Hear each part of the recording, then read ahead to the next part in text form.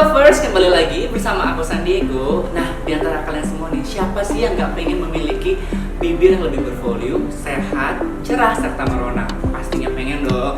Nah, di konten kali ini kita akan bahas tentang salah satu treatment terbaru yang ada di Wijaya Platinum Clinic, yaitu Mochi Pico Lips. Nah, seperti apa sih treatmentnya? Nah, kali ini kita akan bahas di Ngobrol Dokter kali ini. Tapi aku ingetin buat kalian semua, jangan lupa untuk subscribe, komen, dan juga like untuk channelnya Wijaya Platinum Clinic.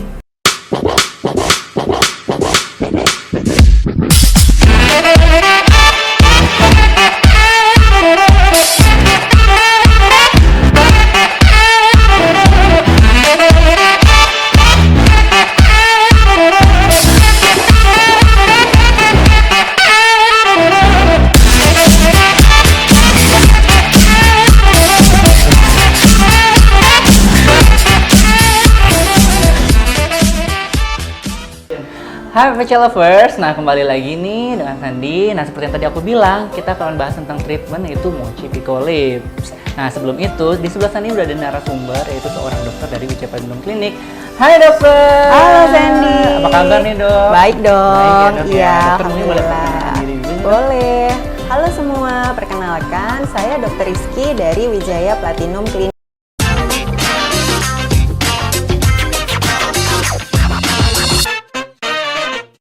Nah nih dok, menyambung dari yang tadi Sandi bahas kan tentang si treatment Mochi Pico Lips ini, tapi kan sebelum itu kan pasti ada masalah-masalah tuh seputar bibir gitu kan.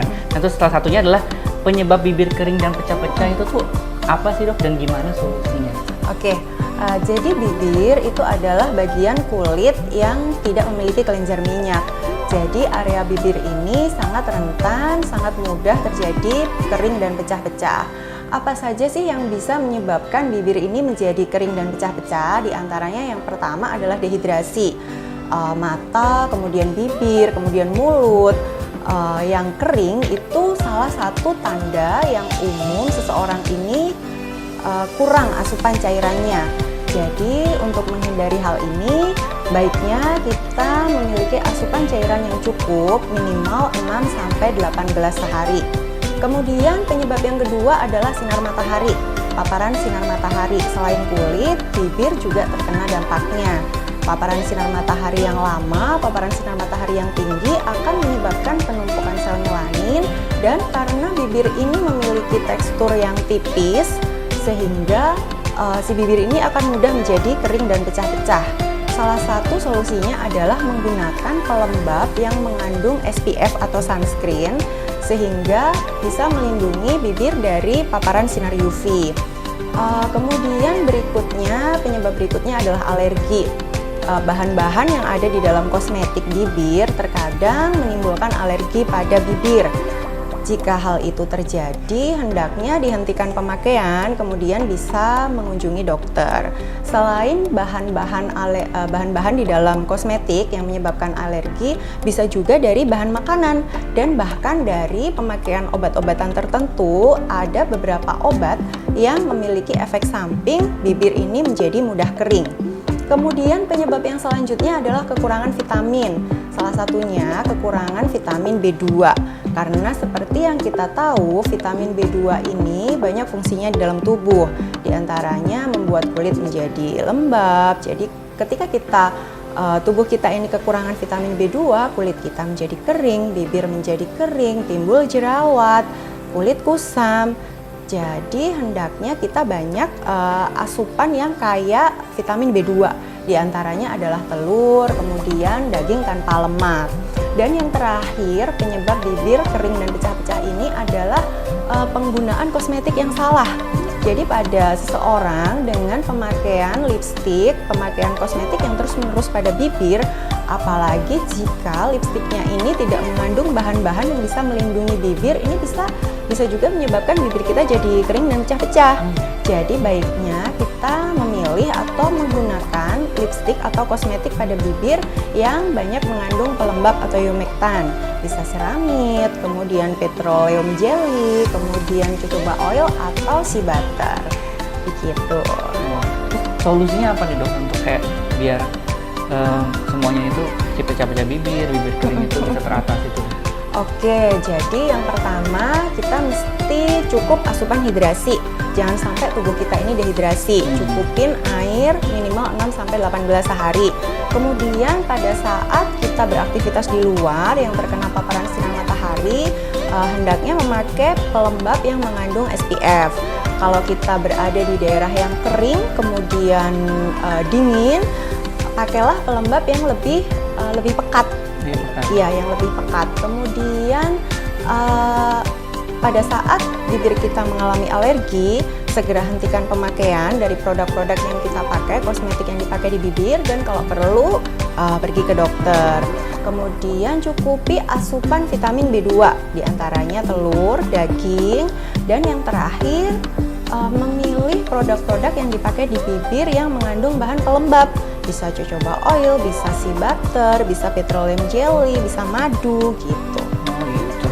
Nah selain si permasalahan yang bibir kering, pecah-pecah, kan juga banyak nih dok orang yang mengalami permasalahan kulit dan permasalahan bibir ya dok ya, itu dia bibirnya tuh ngerasa hitam gitu dok. Oh iya, selain apa sih kering dok yang bisa hitam, bikin betul. bibir tuh hitam, dan solusi tuh kayak gimana tuh dok? Oke, kalau yang tadi kita udah bahas tentang bibir kering sama pecah-pecah, sekarang kita bahas yang bibir hitam. Kenapa sih bibir bisa hitam? Beberapa penyebabnya diantaranya bisa dirubah dan nggak bisa dirubah. Yang penyebab nggak bisa dirubah ini adalah salah satunya faktor genetik. Jadi udah memang faktor turunan, faktor bawaannya dari sananya si orang ini bibirnya hitam. Kalau ini ya udahlah ya, berarti mungkin kita bisa bantu dengan treatment-treatment dari luar. Kemudian yang berikutnya adalah faktor hormonal, terutama pada wanita. Seperti yang kita ketahui, hormon estrogen pada wanita itu berperan sangat penting. Jadi pada wanita-wanita dengan kondisi khusus, misalnya pada saat menstruasi, kemudian pada saat hamil, ataupun pada saat menopause, di mana kadar estrogen di dalam tubuh ini turun, maka kondisi metabolisme di dalam tubuhnya juga jadi terganggu. Salah satunya adalah bibirnya jadi menghitam gitu. Kemudian penyebab berikutnya adalah kebiasaan-kebiasaan. Nah, ini yang bisa dirubah. Salah satunya adalah merokok. Karena seperti yang kita tahu, zat yang ada di dalam rokok yaitu tar dan nikotin ini dia memicu pertumbuhan pigmen melanin. Jadi menyebabkan bibir jadi hitam juga. Terus kemudian pembakaran rokoknya itu, panasnya, dia pernah dibahas gitu ya. Oksigen itu jadi berkurang karena proses pemanasan si rokok ini, sehingga bibir juga jadi hitam gitu. Kemudian penyebab lain alergi juga bisa, alergi karena pemakaian kosmetik yang mengandung bahan-bahan tertentu yang membuat kita alergi. Jadi kulit kita jadi iritasi, kulit bibir jadi iritasi.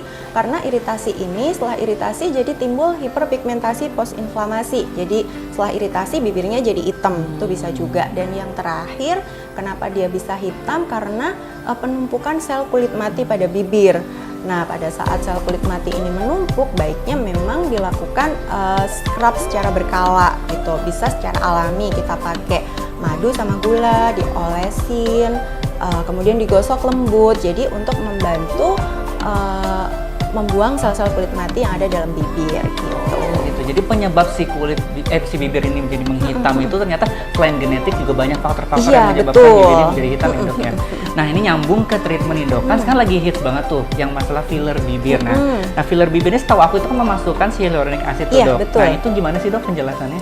Jadi filler itu sebenarnya banyak macamnya. Filler sendiri adalah suatu tindakan medis untuk menyuntikkan atau memasukkan zat di dalam tubuh yang berfungsi untuk menambah volume. Salah satu zat yang paling sering dipakai adalah hyaluronic acid. Hyaluronic acid ini dia terdegradasi sempurna, jadi dia bisa hilang diserap sama tubuh sempurna, tapi dalam kurun waktu yang ada rentang kurun waktunya, rata-rata sih 6 sampai 24 bulan dia udah diserap sama tubuh, jadi hilang sempurna. Selain itu, hyaluronic acid sendiri dia adalah zat yang diproduksi oleh tubuh kita sendiri, jadi dia relatif aman, tubuh kita sudah memproduksi, jadi dia relatif aman, bisa diserap sempurna. Kemudian prosesnya itu tidak menimbulkan rasa sakit, kalaupun ada, rasa sakitnya sangat minimal banget gitu. Oh gitu. Nah jadi sebenarnya hyaluronic acid ini salah satu bahan yang aman ya dok ya, karena sudah diproduksi sama relatif tubuh aman kita banget, sendiri betul, ya. betul. Nah terus nih dok, kan ada nih kayak dari dulu kan mitos kayak silikon. Nah silikon sama filler itu tuh Beda Sama apa dong, tuh, Dok? beda. Silikon sama filler itu beda banget. Kalau filler yang salah satunya kandungannya hyaluronic acid tadi udah kita jelasin bahwa dia ini diserap sempurna oleh tubuh. Sementara kalau silikon ini dia permanen ada di dalam tubuh, jadi nggak bisa hilang, nggak bisa diserap. Terutama kalau silikon cair, kenapa dia dilarang atau nggak boleh? Karena silikon cair ini dia itu nanti lama-kelamaan akan bermigrasi. Dia akan turun mengikuti gravitasi bumi, jadi pindah. Jadi pindah ya. awalnya disuntikan di mana, nanti lambat laun dia akan turun kemana gitu. Gitu. Jadi buat teman-teman semua nih ya, si filler itu dengan silikon itu jelas berbeda ya, Dok? Beda, Ya. beda jauh. Nah, untuk menyambung nih, Dok, kan sekarang ada treatment terbaru nih, Dok, di Wijaya Platinum, yaitu adalah Mochi Pico Lips yang bisa bikin bibir kalian tuh kayak cerah, merona, sehat seperti kue mochi tuh, Dok. Nah, bisa jelasin nggak sih, Dok, tentang si treatment si Mochi Pico Lips ini? Oke, treatment terbaru kita yang Mochi Pico Lips ini adalah treatment Pico Laser dan filler bibir. Treatment ini berfungsi untuk membuat bibir kita menjadi lembab, menjadi basah, kemudian lebih bervolume dan juga lebih cerah gitu. Nah, terus, Dok, hasil apa sih yang diharapin dari si Mochi Pico Lips ini tuh biar bibirnya tadi seperti tadi ya, Dok, lebih bervolume, lebih Iya, lembab, lebih bervolume, cerah. lebih lembab, bisa menambah hidrasi. Jadi lebih kemudian menarik bisa ya, lebih Dok, ya. cerah. Iya, karena dari Mochi Lip ini kan ada 2 treatment nih, dari Pico sama si filler sendiri. Nanti dari Pico lasernya ini, karena sinar lasernya ini dia akan membuat kulit kita menjadi lebih cerah, kulit bibir Bibir ya? ya maksudnya.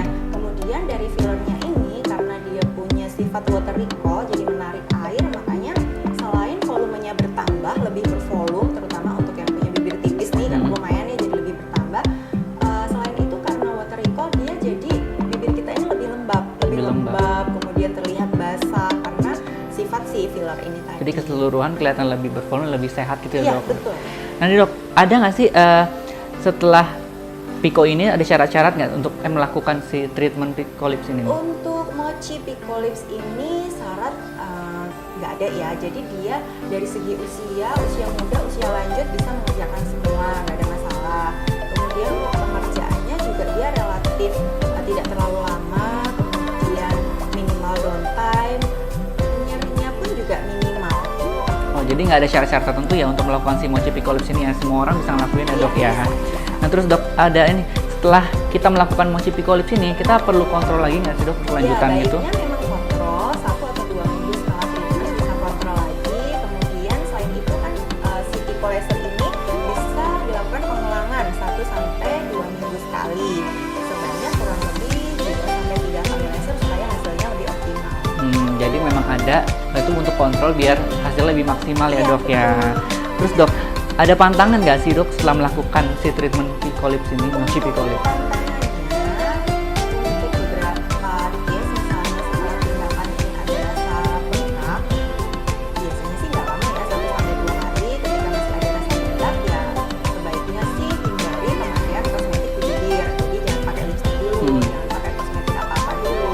Tapi setelah 1 sampai 2 hari, ketika bibirnya sudah kembali normal, nggak ada rasa bengkak, nggak ada rasa baal, udah bebas mau Bebas pakai aja ya. kosmetik lagi silahkan. Jadi Nggak aman, masalah. normal aja ya, Dok, ya.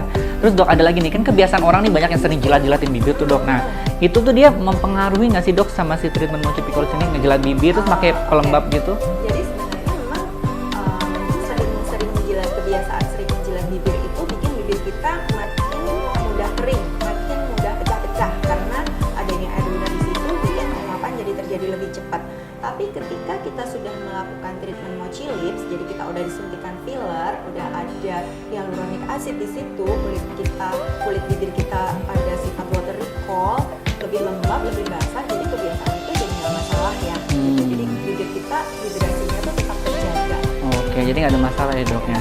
Nah, nih, Dok, tapi kan banyak orang nih, Dok, ini ada tergabung 2 treatment ya, si Pico sama si filler. Nah, tapi banyak orang takut tuh ngerasa, laser tuh sakit nggak sih, filler tuh sakit nggak sih, itu gimana tuh, Dok? Terus berapa aman sih si treatment Mochi Nggak Pico sakit Lips sama ini? sekali. Bahkan kalau treatment Pico laser sendiri yang Pico tunggal itu tanpa anestesi pun bisa dikerjakan. langsung. Jadi langsung dikerjakan tanpa anestesi, nggak ada rasa sakit sedikit pun. Downtime-nya pun nggak ada merah, nggak ada pengaruh pasang, nggak ada kering, nggak ada nyeri.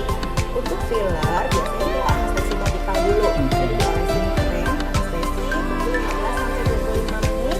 Nanti bibirnya udah baal baru kita suntikkan. Jadi pada saat menyuntik pun rasanya sudah sangat nyaman karena udah dianestesi.